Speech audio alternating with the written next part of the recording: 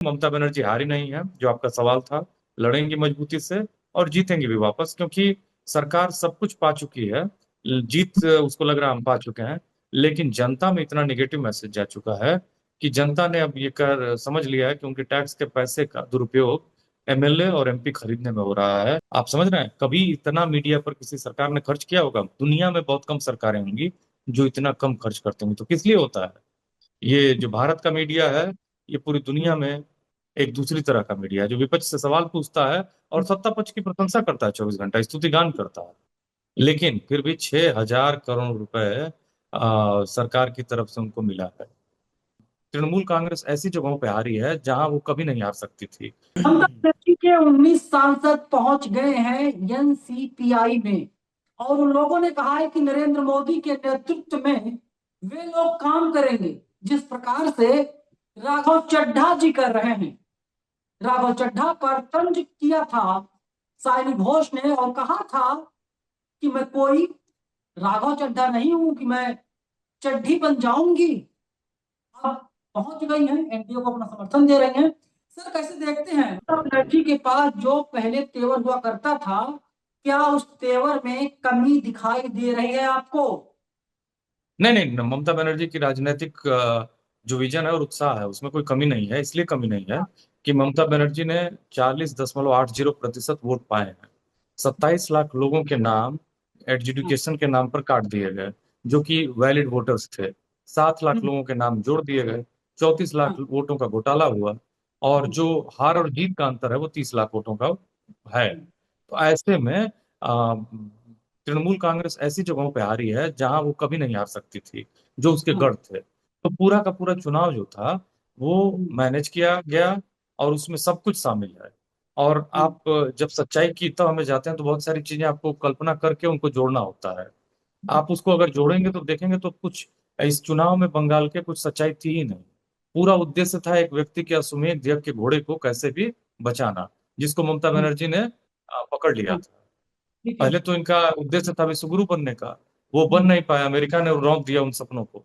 उसके बाद अभी सोचे कि कम से कम चक्रवर्ती राजा बन जाए। तो चक्रवर्ती के लिए बंगाल जीतना जरूरी था, घोड़ा छोड़ा। और ममता बनर्जी ने दौड़ा के उस घोड़े को पकड़ लिया। अब जी। फिर इन्होंने कैसे भी उसमें छल से इधर उधर करके चक्रवर्ती का तमगा लेने की कोशिश की है। लेकिन ममता बनर्जी इतनी मजबूत थी कि उन्होंने इस प्रक्रिया में पूरा इनको छिन्न भिन्न कर दिया, इनके घोड़े को चोटिल कर दिया है, घायल कर दिया है। इनको जो परसेप्शन में डैमेज मिला है, इनकी जो इज्जत को ठेस पहुंची है, जो इन्होंने गलत किया भी है, वो बहुत मतलब इनके लिए बहुत प्रॉब्लमेटिक है। इनके खिलाफ एक माहौल बन चुका है पूरे देश में, और वो इनको डैमेज करेगा। तो इसीलिए इन्होंने जो तृणमूल का बागी धड़ा है, जिसमें 20 सांसद हैं, जिनको ये हर तरह से चाहते हैं कि वो हमसे जुड़े रहें। और इसी के लिए भूपेंद्र यादव के घर पे मीटिंग भी हुई थी।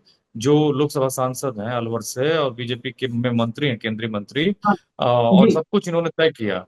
और लगातार टीएमसी का जो असली धड़ा है, जिसमें अब केवल 8 सांसद हैं, वो ये बात कह रहा है कि ये गद्दार हैं और इन्होंने पैसे पे बिके हैं, कुछ के खिलाफ केस थे, उनकी बात करके, और बीजेपी ने उनका फायदा उठाया है।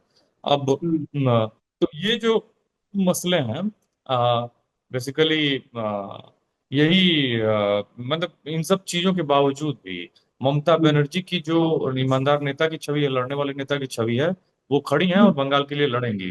उनके भतीजे को टारगेट किया जा रहा है, उनके यहाँ भी सीआईडी और तमाम तरह के छापे डाले जा रहे हैं। लेकिन इसके जी। बावजूद भी वो मजबूती से खड़ी हैं। और इनको जो वोट मिला था 45%, इतना मैनेजमेंट करने के बाद, चुनाव में कितना पैसा जो आपकी कल्पना से परे है, बहाने के बाद इन्होंने 45% मैनेज किया। तो अंतर जो है वो करीब करीब मुश्किल से 5% का है। अब वो बड़ा अंतर नहीं है। आ, अगर इस चुनाव के मैनेजमेंट को छोड़ दिया जाए तो वो अंतर क्या था, वो था ही नहीं। तो ऐसी स्थिति में ममता बनर्जी हारी नहीं है, जो आपका सवाल था। लड़ेंगी मजबूती से और जीतेंगी भी वापस, क्योंकि सरकार सब कुछ पा चुकी है। जीत उसको लग रहा है हम पा चुके हैं। लेकिन जनता में इतना निगेटिव मैसेज जा चुका है कि जनता ने अब ये कर समझ लिया है कि उनके टैक्स के पैसे का दुरुपयोग एमएलए और एमपी खरीदने में हो रहा है। और यहाँ उसी अर्थव्यवस्था के खराब होने की वजह से कितने में खरीदा देश में गया? तेल। हाँ, कितने में खरीदा ये गया? ये बात बता रहे हैं, कीर्ति झा आजाद के कई इंटरव्यूज वायरल हैं। उन्होंने बताया कि मुझे भी ऑफर दिया गया और कई सांसदों को 5-5 करोड़। तो ये जो हाँ, जनप्रतिनिधि है 5 करोड़ में अगर बिक रहे हैं तो बहुत ही उन्नीस दुखद पच्चीस है। 5 करोड़। पंचानवे जी। 1925-95 में, मतलब लगभग 100 करोड़। नहीं, आना जाना खाना पीना रहना। मिनिमम मिनिमम मिनिमम 5 करोड़ है, लेकिन कुछ लोगों की हैसियत के हिसाब से उनको ज्यादा भी दिया गया है। वो निर्भर करता है सौ किस तरह करोड़ के हैं। 100 करोड़ के पार है। बिल्कुल, 100 करोड़ तो बहुत ही सामान्य बात है एक पार्टी के लिए जिसके हाँ, पास मतलब अभी भारत की सबसे धनी पार्टी है, 20,000 करोड़ रुपए उसके पास है।